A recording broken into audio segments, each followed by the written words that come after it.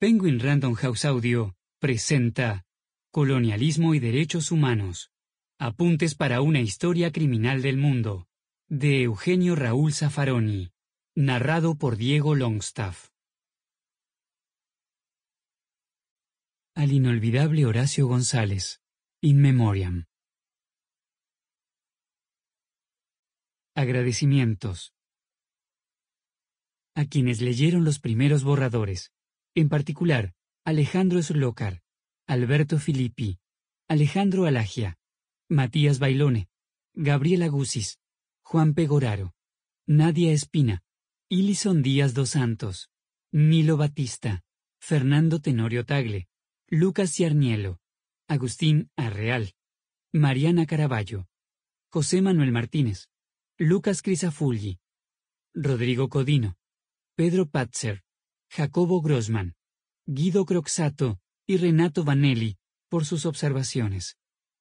Por descontado que los errores me pertenecen en exclusividad. A la jueza y los jueces con quienes tuve el honor de integrar la Corte Interamericana de Derechos Humanos, Elizabeth Odio Benito, Humberto Antonio Sierra Porto, Patricio Pazmiño Freire, Eduardo Biogrossi, Eduardo Ferrer MacGregor Poisot, Roberto Caldas y Ricardo Pérez Manrique, a su secretario Pablo Saavedra y a los letrados y letradas por los que de ellos aprendí en el sexenio en que integré ese tribunal.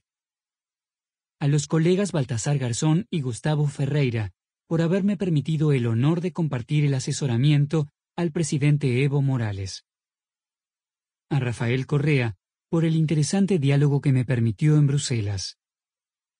Al gobierno que endeudó a la República Argentina entre 2015 y 2019, por la experiencia que me aportaron las agresiones de que me hizo objeto, y también a Luis Almagro, por la nota con que las apoyó.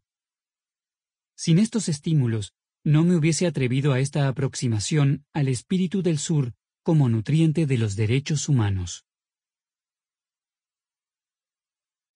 1. Las tres historias de los derechos humanos.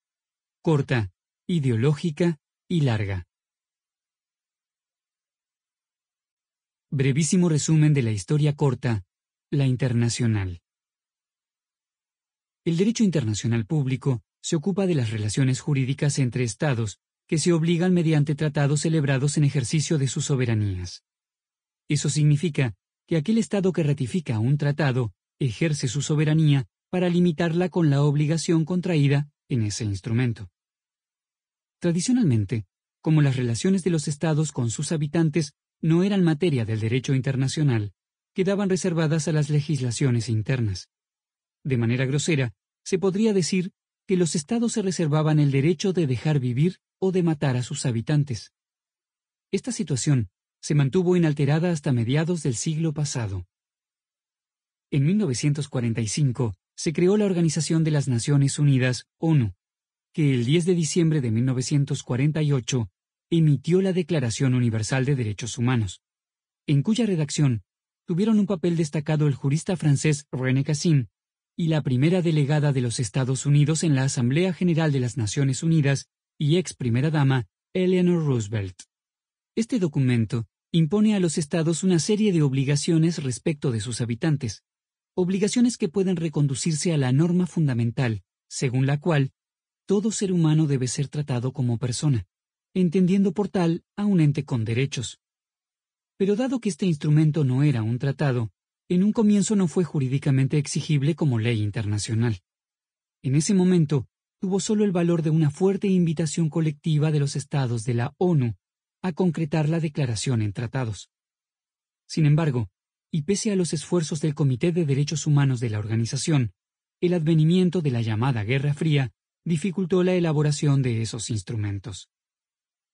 Después de casi 2 décadas de reiterados intentos, se concluyeron los 2 grandes tratados multilaterales o pactos de 1966, de derechos civiles y políticos y de derechos económicos, sociales y culturales, cuya vigencia se demoró hasta 1976, o sea que se produjo 28 años después de la Declaración Universal. Estos pactos y la incorporación de la Declaración a la Carta de la ONU, con la que también cobró valor la ley internacional, configuran el esqueleto del sistema mundial de protección. Sample complete.